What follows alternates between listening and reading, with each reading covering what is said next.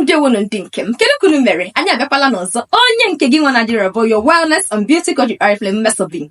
N'izuụka gara aga anyị lebere anya n'ihe gbasara skin type nakwazi gịnị ka onye ọbụla nwere ike isi mee gịnị mara nke ọ nwere. N'izuụka nke anọnwa anyị chọrọ ịkọwapụtakwazi mkpa ọ dị ifu niile use skincare products mee gịnị bụ for your skin type.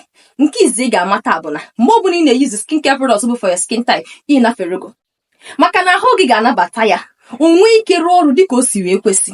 Mana ọ bụrụ na ị na-eyuzu skincare products na-abụrụ maka arụ gị, nne m nke izi bụ na ị na-etegodo ọgbagharịa n'ime onwe gị, ahụ gị ga-eme gị na ọ ga-asị gịnị bụ ihe nke anụnwa ya bụ ihe ọbịa mee gịnị mgbe ụfọdụ ife na-asị na-enwe gịnị breakout all because of these things.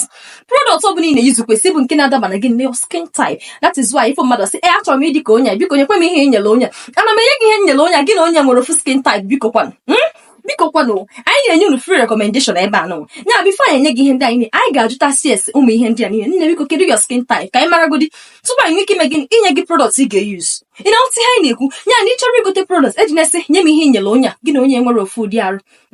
Tupu ime ihe ọbụla ị ga-asị biko nekwe skin type mụ achọrọ m ihe ọ ga-abụ nyuzo mee gịnị ihe ndị a niile nna afụcha mee gịnị ọpụsịa otu aka ikwesị isi na-eme ya. O doo manya na ịghọtara ihe m kwuru maka bido tata gaba onye ọbụla ga-asị ama m ụdị skin m nwere na ọkwa arụ m ịtarị ka anyị ga-apịa gị maka na ịda anụ ntị.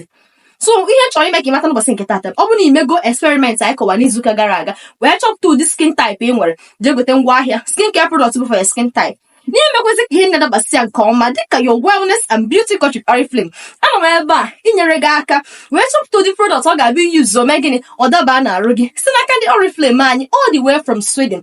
Chetakwa na ihe niile m chọrọ anyị nwere na Oriflame anyị site n'isi gị arịrị n'ụkwụ gị. Aka m bụkwa onye nke gị a na-adịrị ọbọ your wellness and beauty coach Oriflame Mmesobi aka Mommy Nwa ka emesịanụ.